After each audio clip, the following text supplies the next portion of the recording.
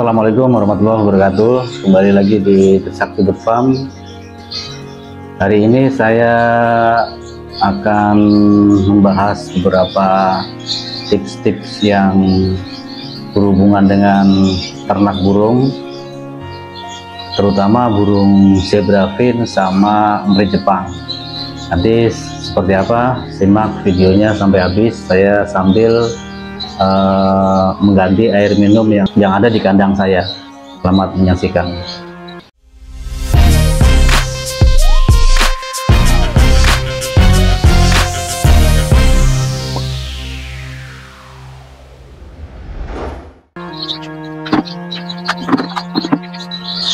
Jadi teman-teman, untuk burung zebra fin, nah hari ini saya sedikit membahas tentang zebra.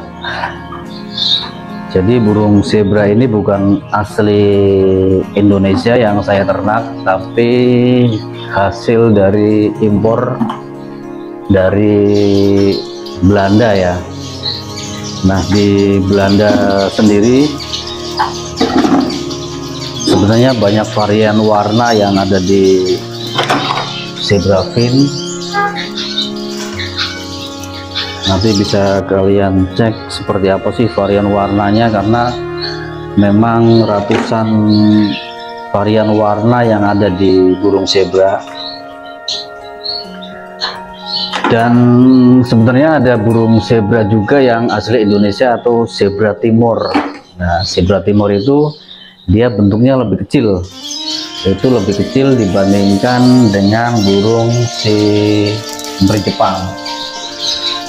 Jadi mungkin teman-teman pernah melihat atau pernah membeli kok burung zebra di pasar, harganya murah, 100.000 atau 150.000 per pasang. Itu sebenarnya mungkin kemungkinan itu adalah burung zebra timur yang dijual di pasar-pasar yang ada di daerah kalian.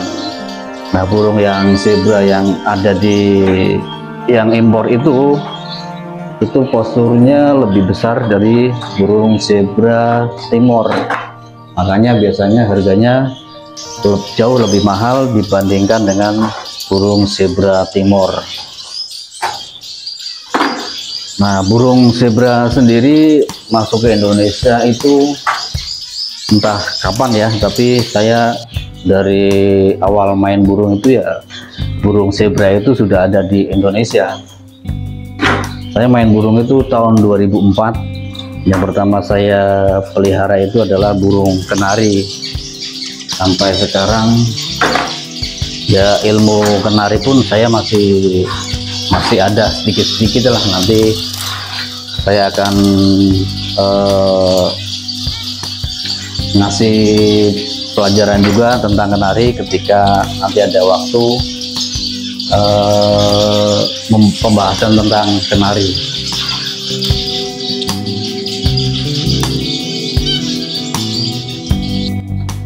Nah, burung zebra itu sebenarnya burung yang agak sensitif.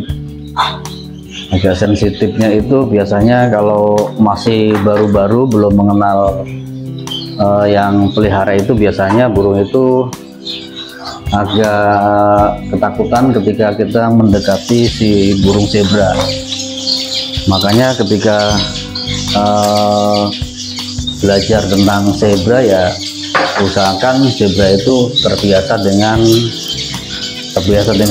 kita ya, familiar dengan kita, sehingga rasa ketakutan si burung itu jadi sedikit berkurang. Nah, untuk perawatan si burung zebra sebenarnya sama seperti kalau di sini saya memperlakukan burung zebra itu sama dengan emprit Jepang, jenis pakannya, terus ekstra foodingnya, minumannya, sampai model kandangnya pun saya sama seperti yang saya perlakukan di emprit Jepang. Jadi saya memakai kandang yang ukuran kecil-kecil ini. Di sini pun zebra tetap produksi dengan baik dan tidak ada masalah, walaupun kandang yang saya bikin itu kandang yang kecil-kecil. Dan yang perlu diperhatikan, di sini saya juga memakai kandang sekat, tapi antara kandang satu dan kandang lain saya tidak ada sekat tertutup yang menghalangi kanan kirinya. Dan itu ternyata saya terapkan di zebra fin, ternyata tidak masalah, dan mereka juga nyaman-nyaman aja. Pada awalnya saya memang agak ragu apakah bisa antar kandang tidak saya sekat, dan ternyata saya sudah bereksperimen bahwa kandang yang disekat pun tidak masalah. Mereka saling lihat, saling kanan kiri pun mereka ternyata tidak masalah. Mereka itu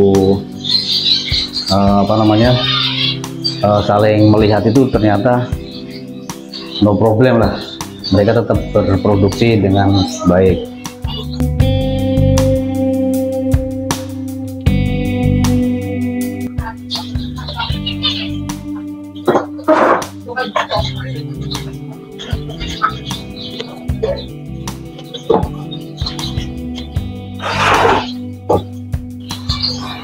Sebenarnya ada banyak kelebihan di burung zebra, dan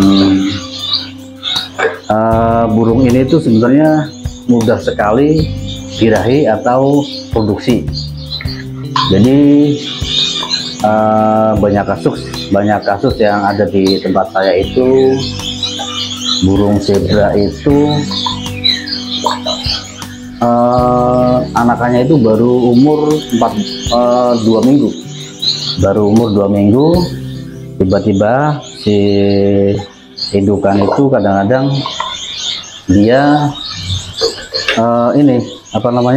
sudah nelor lagi. Jadi sebenarnya kalau untuk zebra itu, kalau dia merasa sudah nyaman di kandang kita, itu produksi akan terus menerus.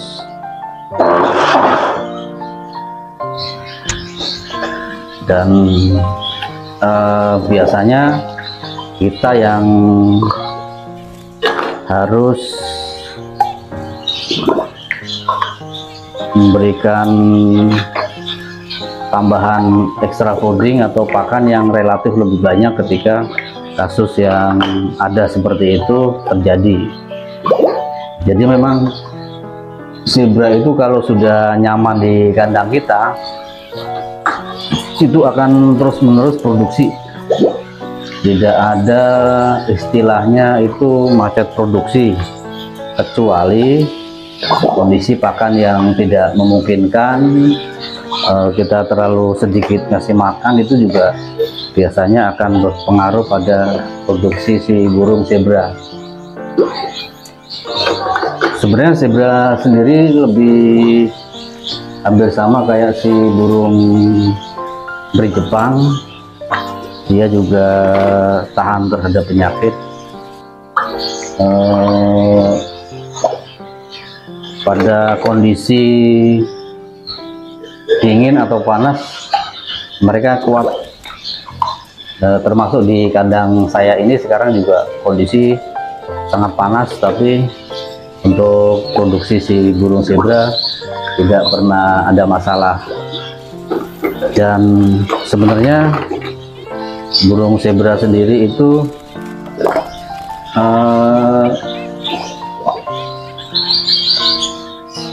dalam masa produksi biasanya dia bertelur antara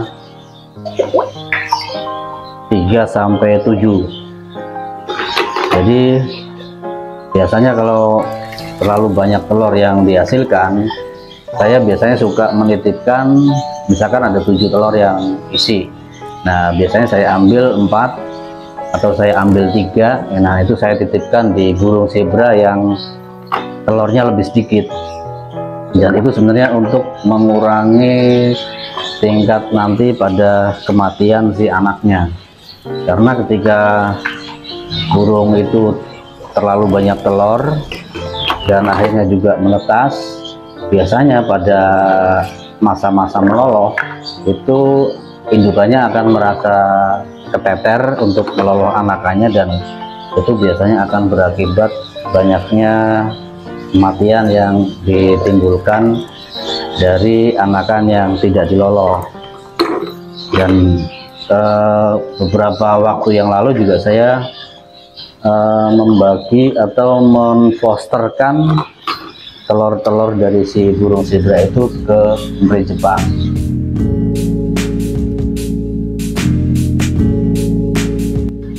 Dan untuk membuat si embri Jepang mau meloloh anakan dari zebra itu biasanya agak sedikit tips ya. Ada tips yang memang harus diterapkan, yaitu ketika kita mau memposter anakan zebra atau anakan gualamatin ke embri Jepang, usahakan bahwa si embri Jepang itu masih baru belajar nelor. Nah, yang baru belajar nelor itu yang bisa kita didik menjadi calon babuan. Jadi kadang-kadang si embri Jepang yang sudah biasa meloloh anakannya itu mereka tidak mereka familiar ya, mereka familiar dengan suara anakan mereka. Nah, begitu yang sudah biasa ngeloloh anakannya sendiri kita kasih anakan yang burung lain, biasanya mereka agak curiga dan itu bisa anakannya tidak diloloh. Jadi tipsnya ketika kita mau menjadikan MJ itu sebagai poster di si zebra, itu usahakan cari MJ yang masih muda atau yang baru belajar bertelur atau masih remaja yang baru belajar ngeloloh. Jadi itu lebih gampang dan biasanya rata-rata mereka mau, karena menganggap ya telur yang ada di sarang mereka itu telurnya mereka sendiri, bukan telur si burung lain.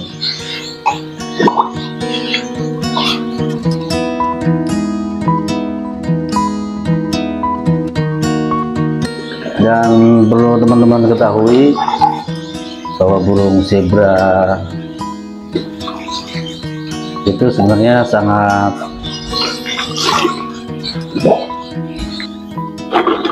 banyak dicari orang.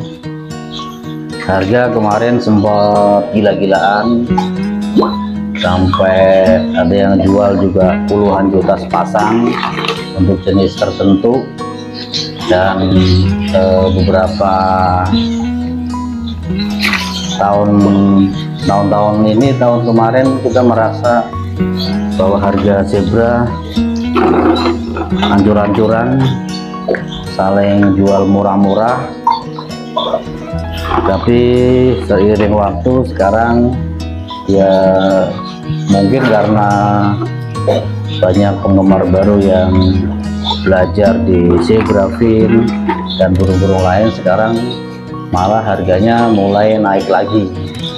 Dan sekarang pun saya stok di kandang juga sedikit sekali, tinggal beberapa pasang aja yang indukan yang saya tahan.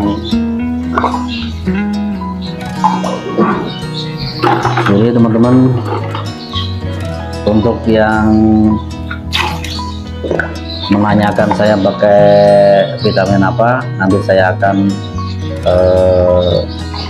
kasih modelnya di deskripsi.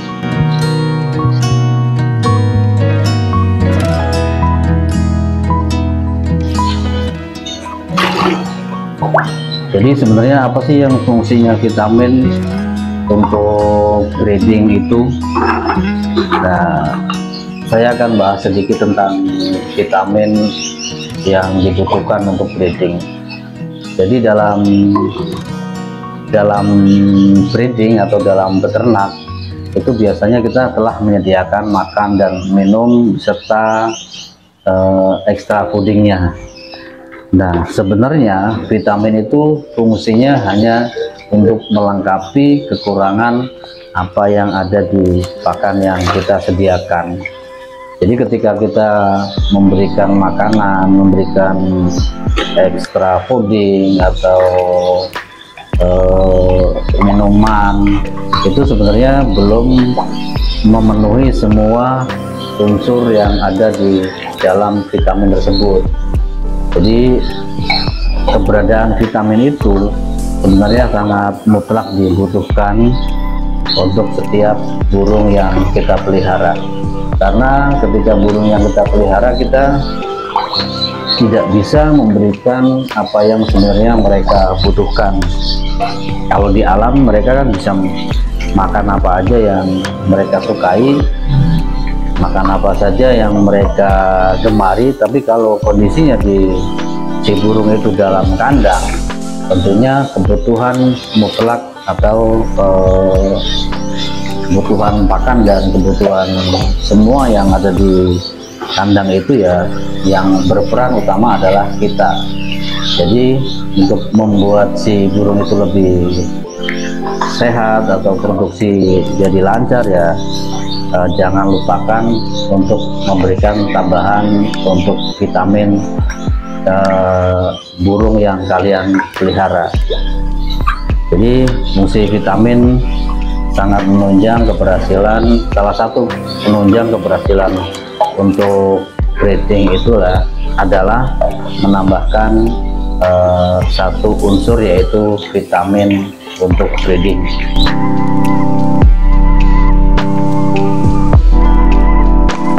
Jadi mungkin itu saja obrolan kita hari ini, semoga bermanfaat. Jika ada salah-salah saya memberikan materi, tolong komen di kolom komentar. Jadi itu saja teman-teman, obrolan kita, santai kita hari ini. Semoga ilmu ini bermanfaat untuk teman-teman semuanya. Assalamualaikum warahmatullahi wabarakatuh.